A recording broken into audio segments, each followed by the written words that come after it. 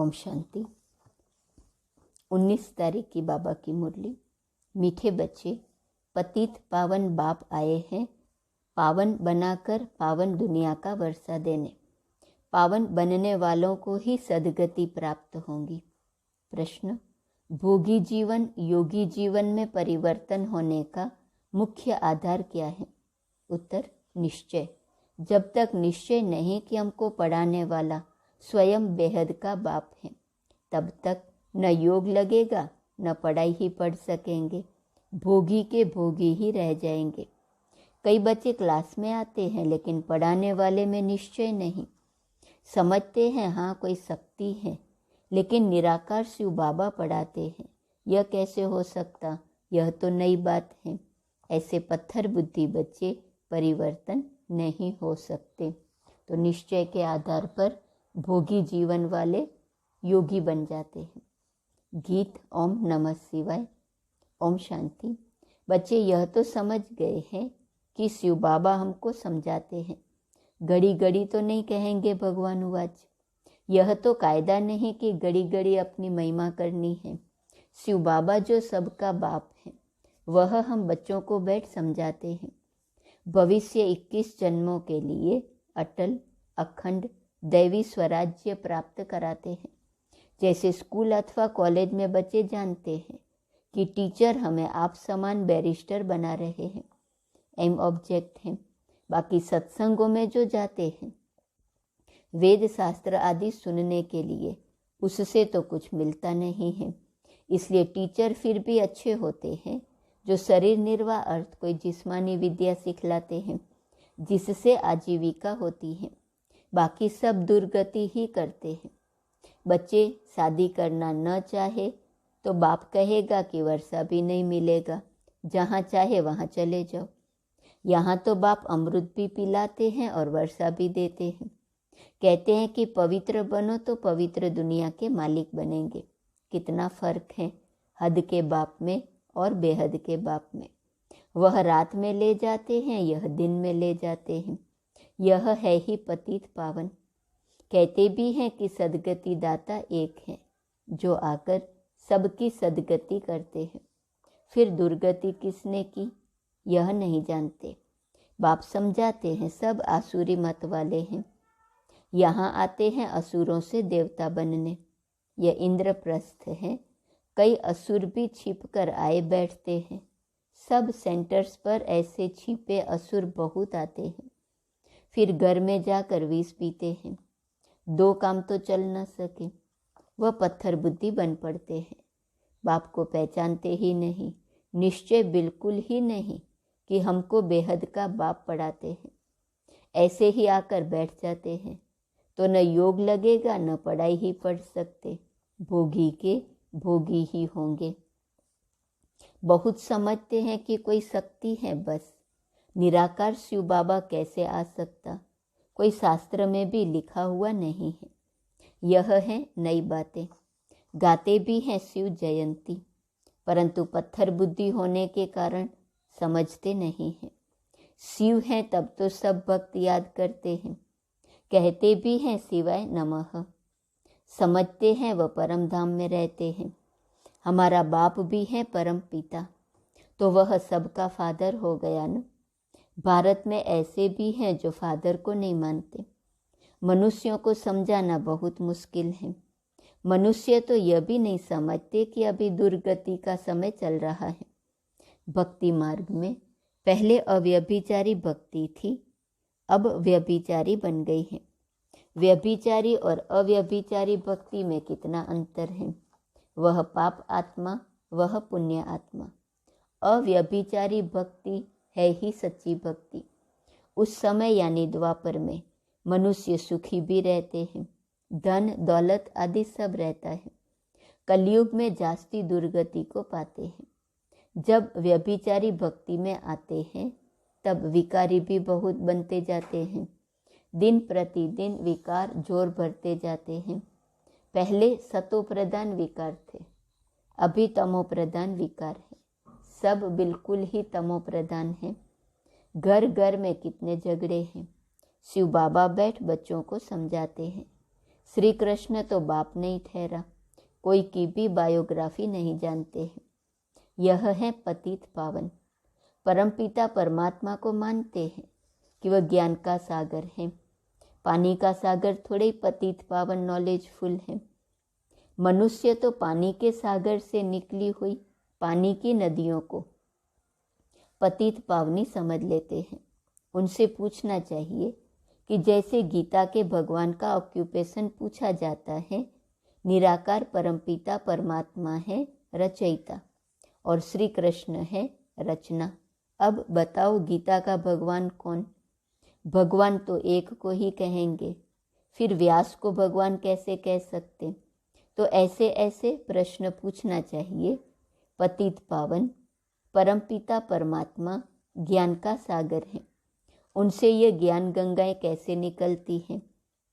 परमपिता परमात्मा ब्रह्मा मुख कमल द्वारा ब्राह्मण मुख वंशावली रचते हैं। उन्हों को ब्रह्मा मुख से ज्ञान मिल रहा है, जिससे सदगति को पाते हैं। अब पानी के सागर से पावन बनते हैं व ज्ञान सागर से। पानी से मनुष्य तो पावन हो न सके, तो यह पहली भी पूछनी पड़े। इनको पूछने से पावन दुनिया का मालिक बन सकते हैं। बुलाते तो उनको ही हैं कि हे पतित पावन सीताराम, फिर गंगा में स्नान आदि करते हैं, तो यह पहली भी ऐड करनी चाहिए। समय पर हर एक चीज शोभती है। जैसे वो गीता के भगवान वाली पहली है, वैसे यह भी पहली है। ख्याल चलते तो है न, क्या ऐसी चीजें बनाए जो मनुष्य सदैव अपने पास यादगार रखे। अच्छी चीज होंगी तो अपने पास रखेंगे, कागज आदि तो फेंक देते हैं। देवताओं की अच्छी चीज होंगी तो वह फाड़ेंगे नहीं। सर्विस की प्रैक्टिस वालों का सारा दिन विचार सागर मंथन चलता रहेगा और काम करके दिखाएंगे। सिर्फ कहना नहीं है कि ऐसा करना चाहिए। यह किसको कहते हो? बाबा करेगा व बच्चे करेंगे, बोलो कौन? बाप तो डायरेक्शन देते हैं। ऐसे अच्छे चित्र कैलेंडर छपाओ। त्रिमूर्ति शिव के कैलेंडर्स निकलने चाहिए। त्रिमूर्ति शिव जयंती कहना राइट है, सिर्फ शिव जयंती कहना रॉन्ग है। एक बच्चे की दिल है, त्रिमूर्ति शिव जयंती का कैलेंडर बनावे सो भी रंगीन। त्रिमूर्ति से समझानी अच्छी मिलती है। बाबा लॉकेट भी इसलिए बनवाते हैं कि उनसे अच्छा समझा सकते हैं।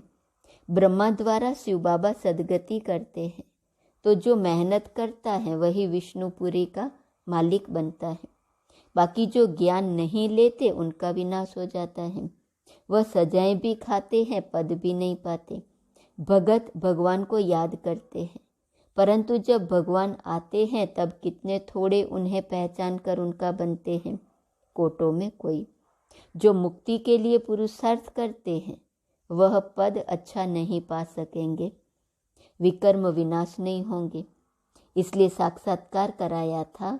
धर्म स्थापक भी आते हैं दृष्टि लेने। याद करते करते विकर्म विनाश करते जाए तो पद ऊंचा पा सकते हैं। और धर्म वाले भी आएंगे, सो भी पिछाड़ी में जो बड़े होंगे। ऐसे नहीं अभी का पोप आएगा, ना ना, पहले नंबर का पोप जो अभी अंतिम जन्म में है वह आएगा। हिसाब बड़ा भारी है। अब यह कुंभ का मेला है, यह सब भक्ति मार्ग की सामग्री है। जब दुर्गति को पाने का पूरा ग्रहण लग जाता है, तब बाप आकर 16 कला संपूर्ण बनाते हैं। ग्रहण को स्वदर्शन चक्र से निकाला जाता है। ग्रहण जो लगा हुआ है, स्वदर्शन चक्र फिराओ तो ग्रहण उतर सकता है। यह जो अपना गोला है उसमें नीचे लिखना चाहिए, यह है स्वदर्शन चक्र। यह बहुत अच्छी चीज है। यह ईश्वरीय कॉट ऑफ आर्म्स है। यह तो ईश्वरीय बातें हैं। स्लाइड्स जो बना रहे हैं उनके लिए भी बाबा समझानी देते रहते हैं। अगर समझो वो मुरली न सुने तो डायरेक्शन अमल में ला न सके। मुरली तो रोज पढ़नी चाहिए। सर्विस में जो है उनको एक्ट में आना चाहिए। त्रिमूर्ति का भी स्लाइड्स बनाते हैं, उनमें अक्सर बहुत अच्छे हैं। स्थापना और विनाश, दो गोले भी चाहिए, यह नर्क, यह स्वर्ग, यह आज का भारत और कल का भारत। बाप सेकंड में जीवन मुक्ति देने वाला बैठा है। बाप को पहचाना, निश्चय हुआ, बस जीवन मुक्ति पाने का पुरुषार्थ चल पड़ता है। जन्म तो लिया न, बाप से पूरा वर्षा लेना है, फिर विकार की मांग नहीं कर सकते। बाप कहते हैं भ्रष्टाचारी को वर्षा मिल न सके। प्रैक्टिकल में इनका ही मिसाल देखा न, ऐसे बहुत मुश्किल निकलते हैं। अपनी इज्जत आदि भी बहुत देखते हैं न। क्रिएटर बाप हैं, सबको उनकी आज्ञा पर चलना है। तुम भी श्रीमत पर नहीं चलते हो तो पद भ्रष्ट हो जाता है। बाप कहते हैं इस ज्ञान मार्ग में नष्ट मोह अच्छा चाहिए। बाबा की आज्ञा मिली हुई है, जो बच्चे आज्ञाकारी नहीं वह कपूत ठहरे, वह बच्चा बच्चा नहीं। पवित्रता की आज्ञा तो अच्छी है न। राजयोग तो बाप अभी सिखलाते हैं। मनुष्य तो बेचारे समझते नहीं। बच्चों में भी नंबरवार पुरुषार्थ अनुसार समझते हैं। बाप इतना डायरेक्शन देते हैं, कोई बच्चे मुश्किल करके दिखाते हैं। बाप कहते हैं त्रिमूर्ति का कैलेंडर बनाना है। सारा मदार है त्रिमूर्ति शिव के चित्र पर। लिखा हुआ है ब्रह्मा द्वारा स्थापना। जरूर शिव बाबा स्वर्ग की स्थापना करेंगे न। कलयुग आसुरी राज्य का विनाश होगा। आसुरी राज्य में कितने ढेर हैं, दैवी राज्य में कितने थोड़े हैं। लिखा हुआ भी है कि अनेक धर्मों का विनाश, एक सत धर्म की स्थापना। बाप कहते हैं मैं कितना श्रृंगार करता हूँ फिर भी सुधरते नहीं हैं, उल्टा सुल्टा बोलते रहते हैं। यहाँ बाबा कहते हैं देह सहित जो कुछ है सब कुछ भूल मामेकम याद करो। अपनी देह में भी न फंसो। किसकी देह में फंसने से गिर पड़ते हैं। जैसे मम्मा की देह से प्यार था तो मम्मा के जाने के बाद कितने मर गए, क्योंकि नाम रूप में फंसे हुए थे। बाप कितना कहते हैं कि देह अभिमानी मत बनो, मामेकम याद करो। तुम इस ब्रह्मा के शरीर को भी याद नहीं करो। शरीर को याद करने से पूरा ज्ञान उठा नहीं सकते। देही अभिमानी बनने में बहुत मेहनत है। बाप की याद में रहना यह बहुत डिफिकल्ट है। ज्ञान तो बहुत अच्छा अच्छा सुनाते हैं, योग में मुश्किल रहते हैं। जितना रुस्तम उतना माया के तूफान आएंगे। किसी न किसी के नाम रूप में फंस धोखा खा लेते हैं। इसमें बड़ी खबरदारी चाहिए। योग में ही बड़ी मेहनत है। नॉलेज तो सहज है, योग में ही घड़ी घड़ी भूल जाते हैं।